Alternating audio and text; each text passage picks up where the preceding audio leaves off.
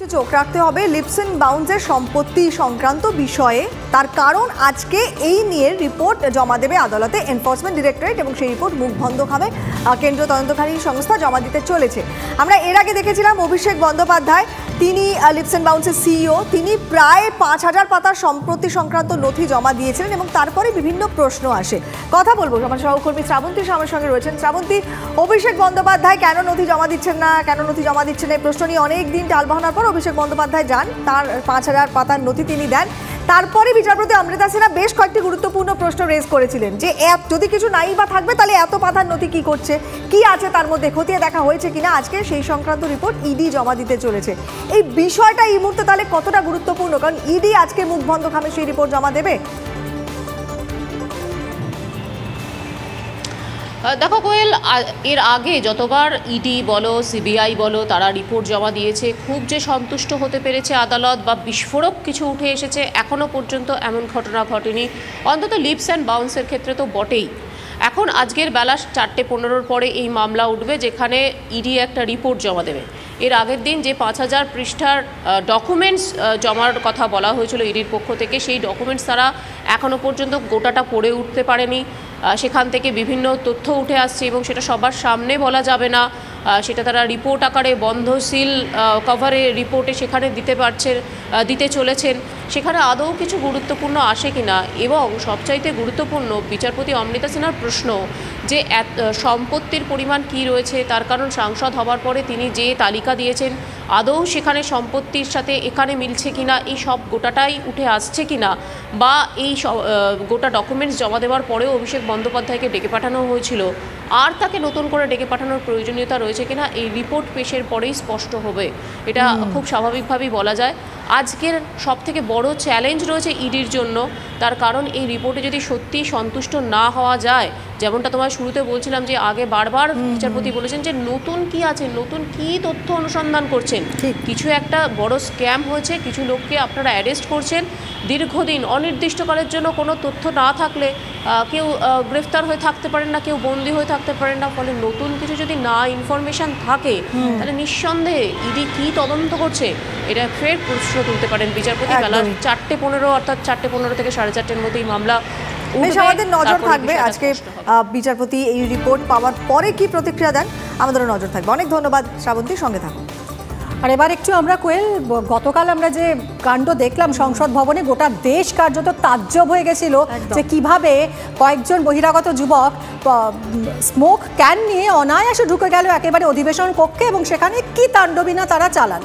সংসদ ভবনের এই তাণ্ডবের ঘটনায় ৫ জনকে গ্রেফতার করা হয়েছে এবং এই ৫ জনের বিরুদ্ধে ইউএপিএ ধারায় মামলা রুজু করেছে দিল্লি পুলিশ। নিরাপত্তা ব্যবস্থায় গলদের ঘটনায় তদন্তের নির্দেশ দিয়েছে স্বরাষ্ট্র মন্ত্রক। একটি তদন্ত কমিটি গঠনের নির্দেশ, কমিটির দায়িত্বে থাকবেন সিআরপিএফ এর director general anise Dayal Singh. কমিটির সদস্য হিসেবে থাকবেন অন্যান্য নিরাপত্তা সংস্থা এবং বিশেষজ্ঞরা। স্বরাষ্ট্র মন্ত্রকের তরফ থেকে জারি করা হয়েছে বিজ্ঞপ্তি। কমিটি সংসদের নিরাপত্তা বিঘ্নিত হওয়ার কারণগুলো খতিয়ে দেখবে, কোথায় খামতি রয়েছে সেই সব দিক খতিয়ে দেখেই সুপারিশ জানাবে এই কমিটি।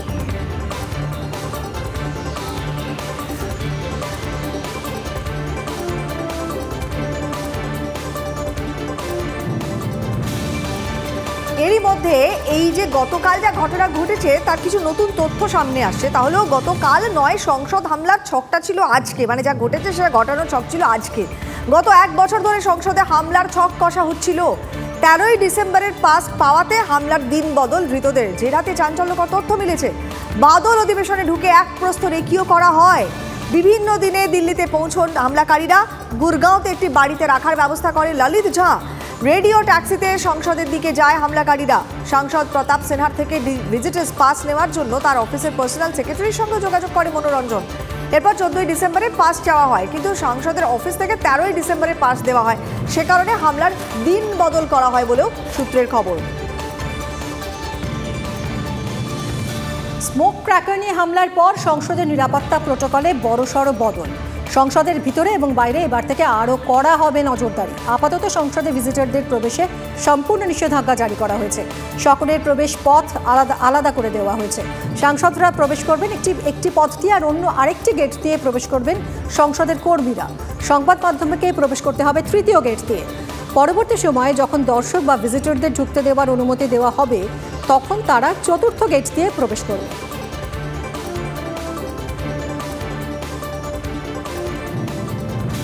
এরপর আমরা যে খবরে চোখ রাখবো তা হলো পূর্ত দফতরের রাস্তা নির্মাণে একটা নিম্নমানের রাস্তা সামগ্রী দিয়ে রাস্তা তৈরির অভিযোগটা উঠছে।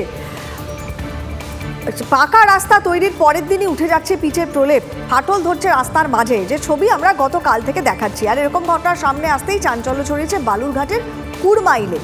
খারাপ রাস্তার বিষয়ে জানতে পেরে পূর্ত দফতরে লিখিত অভিযোগ দায়ের করে জেলা বিজেপি। সেই সরকারি নিয়ম মেনে রাস্তার কাজের দাবির পাশাপাশি পুরো ঘটনা খতিয়ে দেখার দাবিও তারা জানাচ্ছে। আমাদের সঙ্গে রয়েছেন আমাদের প্রতিনিধি রূপক সরকার। রূপক, এই যা ঘটনা আমরা দেখছি তাতে তো যেখানকার রাস্তা সেখানে বেশিরভাগই তাদের বাসিন্দারা অত্যন্ত ক্ষোভ প্রকাশ করছেন, অভিযোগ উঠছে যে নিম্নমানের সামগ্রী দিয়ে রাস্তা নির্মাণ করা হচ্ছে, তাই হাতের চাপেই রাস্তার পিচ উঠে আসছে। আগামী দিনে আরও বন্ধ আন্দোলনের ডাক এলাকাবাসীরাই দিচ্ছেন। এবারে তার সঙ্গে রাজনৈতিক রঙ যোগ হলো, বিজেপি এই আন্দোলনের ডাক দিয়েছে। যাদের বিরুদ্ধে অভিযোগ, সরকারের তরফ থেকে, প্রশাসনের তরফ থেকে কোনো যুক্তি রয়েছে কি এরপর? দেখো, এই বালুরঘাট কামারপাড়ার যে রাস্তাটা রয়েছে বালুরঘাট থেকে চিংড়িশপুর প্রায় 10.5 কিলোমিটার রাস্তা, এটা একটি গুরুত্বপূর্ণ রুট। এই রাস্তা এই দীর্ঘদিন ধরে বাস সহ সরকারি গাড়িও চলাচল করে। এছাড়াও এই রাস্তায় কিন্তু সীমান্তবর্তী যেসব বিএসএফের গাড়ি সেটা চলাচল করে, কারণ এই গুরুত্বপূর্ণ রাস্তায় প্রতিদিন হাজার হাজার লোক যাতায়াত করে।